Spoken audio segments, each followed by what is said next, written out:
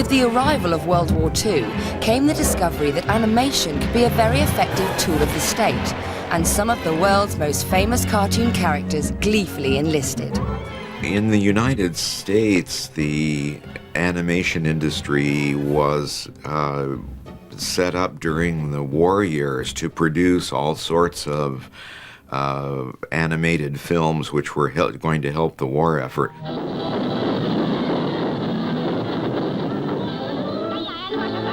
They're regular Bugs Bunny cartoons and so forth, which have very negative depictions of Japanese and Germans. Here's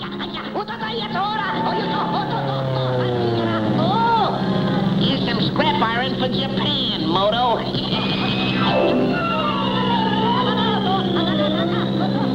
Happy landings. We taught a lot of people to hate. Who did we teach them to hate?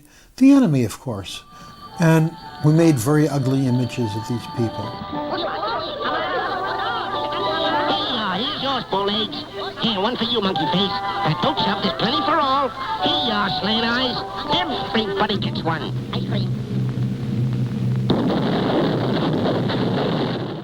The use of figures that are widely respected, Bugs Bunny, Daffy Duck, whoever, can and make a real impression on people. Because it's a cartoon, you're more likely to watch it through than you might be if you saw a live-action documentary title that said, "How not to give away state secrets to strangers," and you'd say, "Oh yeah, who needs it? I'll get some popcorn in the lobby."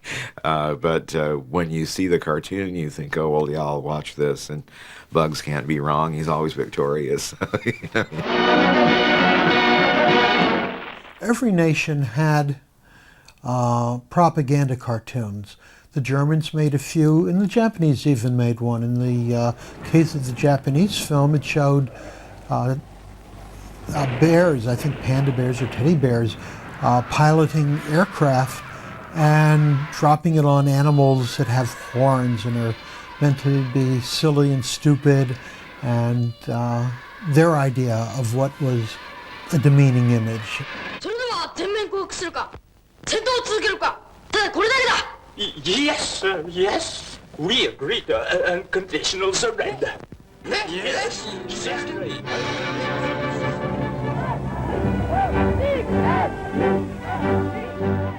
In Nazi Germany, animation was seen as an important form of propaganda, and all animators in Germany at the time were required to make films that served the purposes of the state. Sich die Heuschreckenschwärme der Ostjuden über das deutsche Land. Sie trugen ihren zersetzenden Einfluss, trugen sie ihren Raffen. The official Nazi government sponsored a number of animators who did pretty gruesome and evil animation.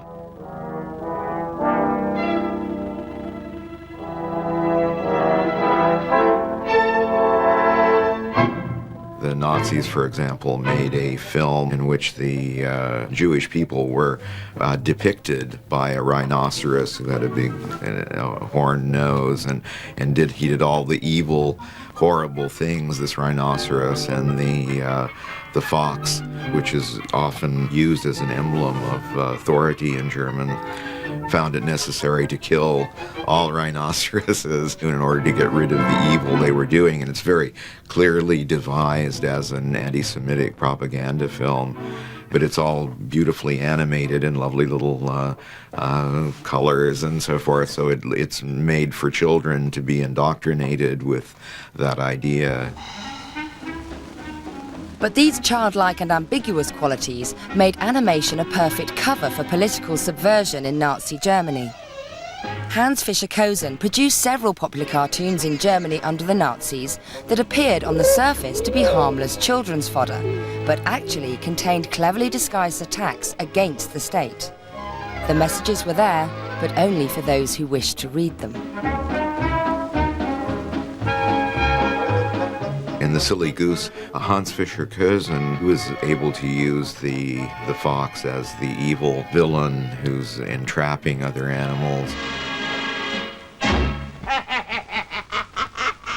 There's a very chilling depiction of the sort of prison in which different kinds of animals, particularly the geese, since the geese are the heroes of this story, are being kept in cages and are being roasted and so forth, which is a very clear reference to the practices of the Nazi government.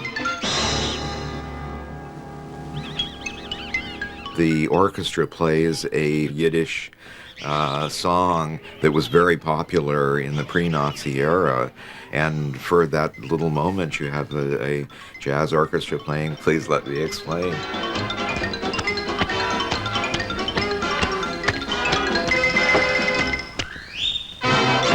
There's no way that a large number of the audience wouldn't have known what that was. You know,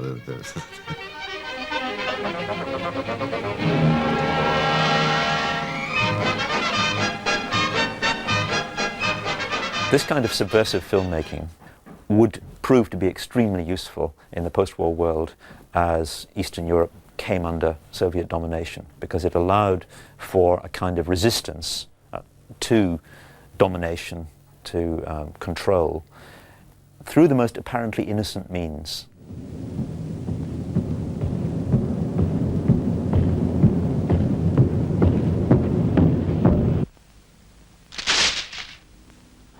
The Hand by Yuri Trinka is a very interesting example of a film that, when we look at it today, it seems amazing that it could have got made. It's an allegory of the artist who makes his art and who is brutally interrupted and invaded by the demands of Big Brother. It's wonderfully kind of simple. It's so massive in its statement that it escapes one kind of criticism because it can be described as an allegory of the artist down the years, down the centuries. There's absolutely nothing that refers it to the situation in Czechoslovakia in 1965. But at the same time, for anybody seeing it then, if they were lucky enough to see it, there was absolutely no mistaking what it was saying. It was saying the state wants to invade the space of every citizen and every artist, and wants to in fact ensure that all art serves the interests of the state in some way.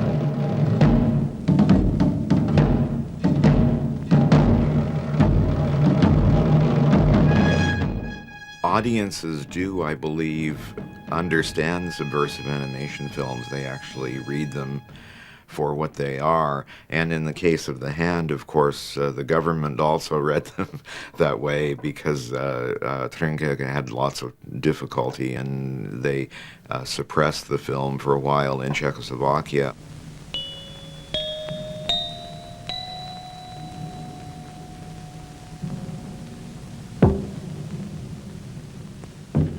When we move into the 80s, there's a very interesting situation happening in the still just about hanging together Soviet Union, because the upheavals of the 80s had really weakened the bonds that had held the Soviet Union together. And that's the context in which a filmmaker like Prit Pern was working in Estonia.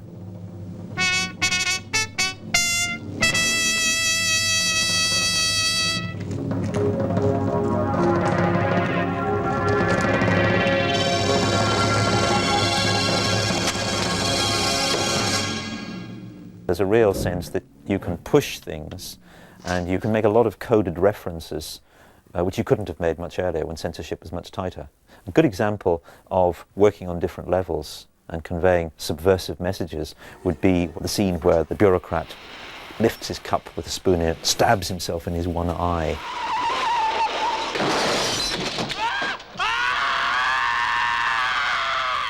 It's an obvious joke against bureaucrats everywhere, but it probably also carries the charge that this would be identified as a Russian by Estonians at this time, because that's one of the hallmarks of Russians. They were thought to drink tea in an uncultured way with spoons in their cups.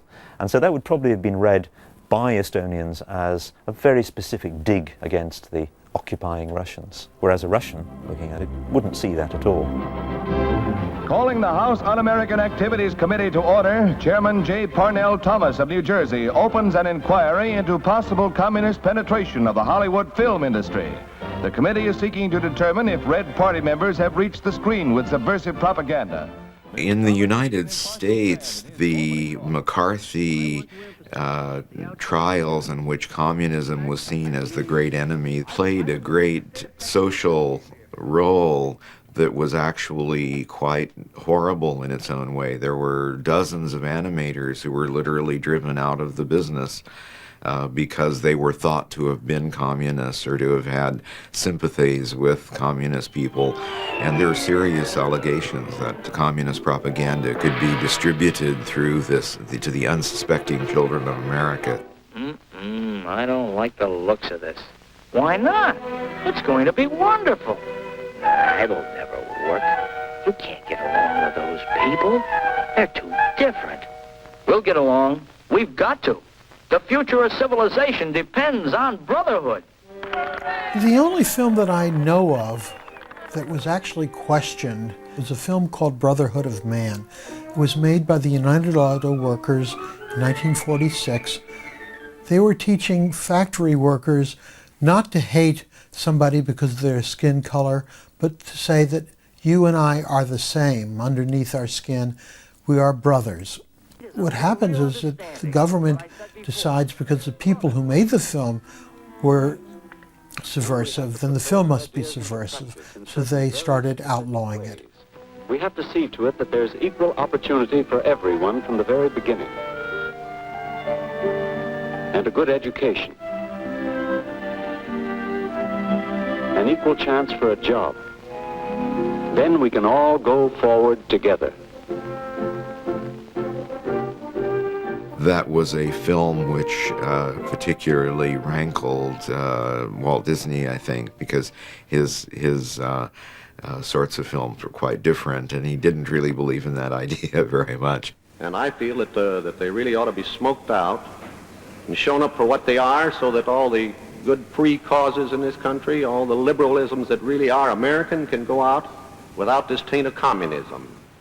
Just because Disney said anything other than my animation is un-American. Disney went through World War II, the Depression, World War II, concentration camps, American GIs getting killed and slaughtered, of course, with the British, right? World in flames. And you look at his cartoons and you can't tell what the hell was happening in the world.